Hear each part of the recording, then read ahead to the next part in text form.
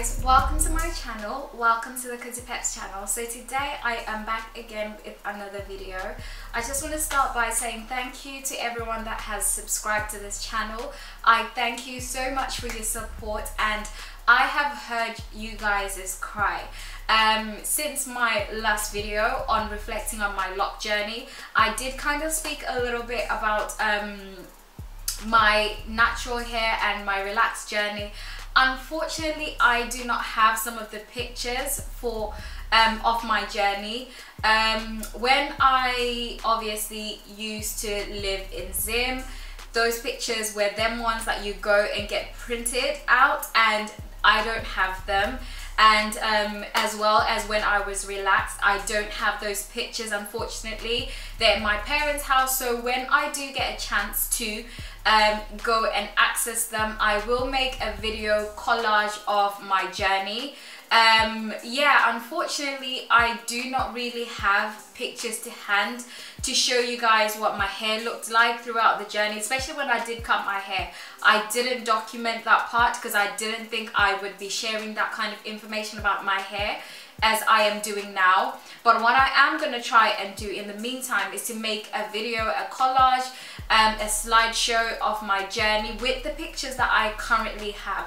Unfortunately, it's not going to be like the journey that you'd expect. My loc journey is about the only journey that I have probably properly documented from the beginning. But in terms of everything else, I just kind of kept it on the DL. And even with my loc journey, actually, I did spend kind of the first month or the first month wearing wigs, so I didn't even really take as many pictures as I would like. But needless to say, I heard your cry. I will be showing you a lot more of my natural hair when I do get the chance to, so don't worry about that. That's coming up very soon. And just to let you guys know, as you will know from my previous video that I made with regards to the direction of this channel, I do own my own products, which is the Kudzu Peps brand, and from that there is skincare, natural skin and hair products, and some of them are just here, over here, just behind me. And yeah, so today I am just going to be talking about some of the things that you can do to avoid your locs thinning. As you guys can see, I have a very small loc size, and I remember there was somebody who asked me what is the loc size that I have. There is no chart, unfortunately, that tells you, okay, size 1, size 2, size 3. Basically, how you decide your loc size is you look at the parting space that you have. That will determine the size of the loc when it finishes budding. However, that size is subject to change depending on your hair density, on your hair texture, as well as your curl type as well. Because if you have really fine hair and it's really thin in density, then your locs are not going to bud as well as much as somebody that has probably got a thicker density and very thick hair. At the same time, if you also are somebody who, how can I say this? If you, well, yeah, what I'm trying to say is if you are somebody as well who crochets or interlocks their locs, the hair is not going to bud the same way as somebody that has got locs that are palm rolled. So that's also something to take into perspective. The method that you choose to maintain your locs with will also determine how big your locs will be. So there is no actual size that you can say or bring to a loctician and say this is the pattern or this is the size that I want. And whenever you do look at somebody's locs as an inspiration, you have to bear in mind that your hair is different and that our journeys are always unique to us. At the same time, you know, I was talking to my sister last week, and she was actually saying she might potentially want to join the loc journey. The loc journey, just like any other journey in life, is full of ups and downs. There is no smooth sailing, and there is no secret to coming to the stage that I am at now.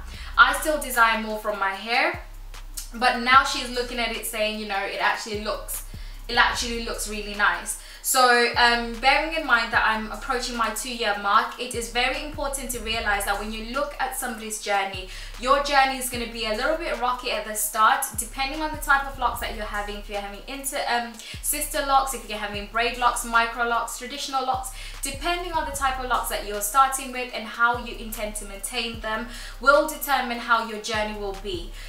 So yeah, let's just get straight into this video. As I have mentioned, we will be talking about how to make sure you don't experience the thinning of locks if you are embarking on your journey.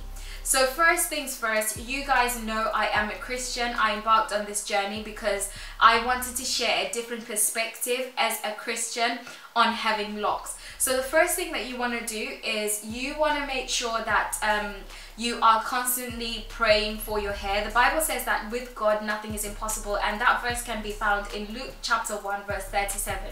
If you have, like me, experienced things like hair loss or other things gone on in your life health-wise that may implicate your hair growth, it is very, very important to pray about it.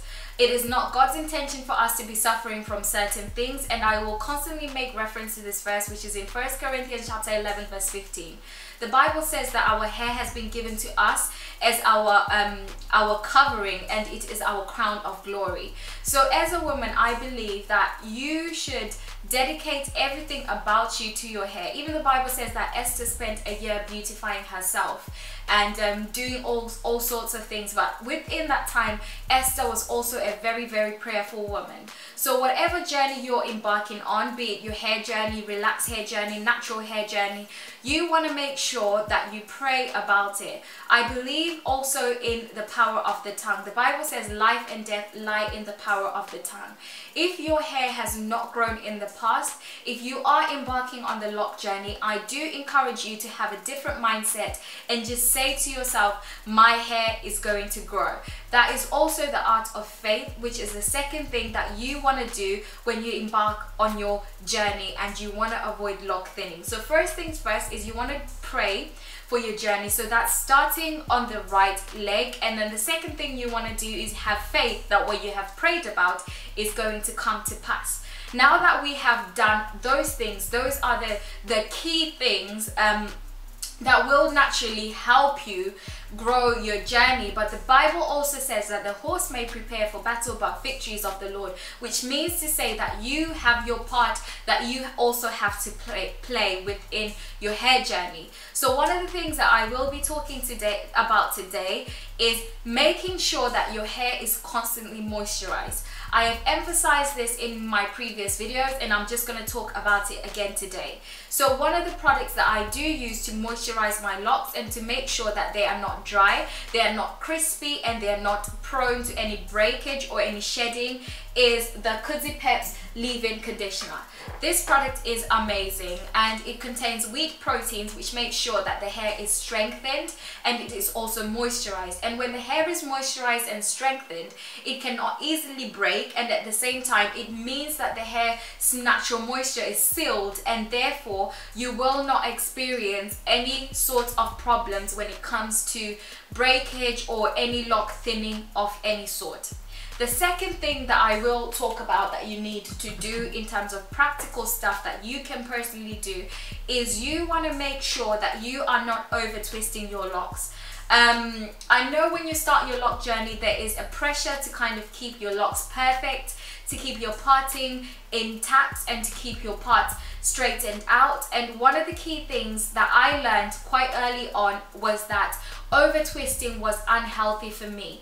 It meant that you know, I was putting a lot of pressure on the roots, and that would have also ended up in lock thinning. So quite early on I learned the trick that I was not going to retwist that often. So in 2017 I think I retwisted about 5 times max, and within that time I would space it out at least 2 months at a time.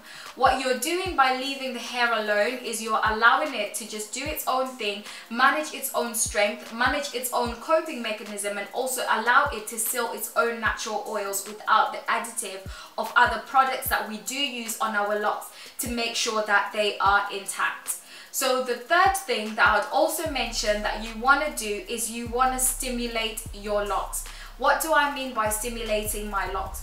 Always constantly massaging your locks, making sure that when you massage your locks, you use the tips of your finger and not your nails. As you guys can see, my nails are pretty long, so if I was aggravating my scalp but going like this, I will end up aggravating my scalp instead of stimulating it. So as you're stimulating it, you're making sure that the blood flows to the head and allowing for new growth to come through, and you're allowing for the hair to just fill itself with its natural oils. Depending on the type of hair that you have, somebody commented on one of my videos in the past and was talking about that we don't need to add any oils. To me, that would be the same as saying after I wash, you know, myself, I don't really need to moisturize, which is false, because there are other elements that affect our skin and our hair, such as the weather. And being that I am a person that lives in the UK, dryness is something that we are very prone to. And this is where the Kudzu Peps Repairing Hair Growth Serum comes in. This, after you moisturize your hair, can be very effective. A product such as this will not only help in sealing the moisture, but it will also help to stimulate new follicles so that your locks appear thicker over time and you don't experience any thinning. The second, or rather the fourth thing, seeing as I have lost count of what I'm saying, is you want to make sure that you are paying attention to the different hair textures around your scalp and to the different density around your head. As you guys may see, I have combined quite a few of the locks in my front section, and that is because the hair on my hairline is a lot finer than the hair everywhere else. The hair that is thickest on my head is at the top of my head, so I saw that if I wanted to maintain any kind of uniformity or any kind of strength in my locks, I had to pay attention to those areas that could not sustain a certain lock size. So with areas like my front, the hair has never really grown, as in it doesn't really grow as long, so there's like little short hairs. I've got quite a lot of baby hairs in my front section, so it doesn't really make sense to use the same amount of hair that I would have in the middle to maintain the hair at the front. So that's another thing that's very important. You want to make sure you understand the structure of your hair and to understand the different hair types that you have on your head. Some may be thicker in some areas and some thinner in some areas. So make sure you pay attention to those areas and you will not experience lock thinning. So I just want to thank you so much for watching this video, and don't forget to thumbs up, to subscribe, and if you have any comments, I'm more than happy to answer any questions. So yeah, thank you guys so much for watching, and I'll see you in my next video. Bye.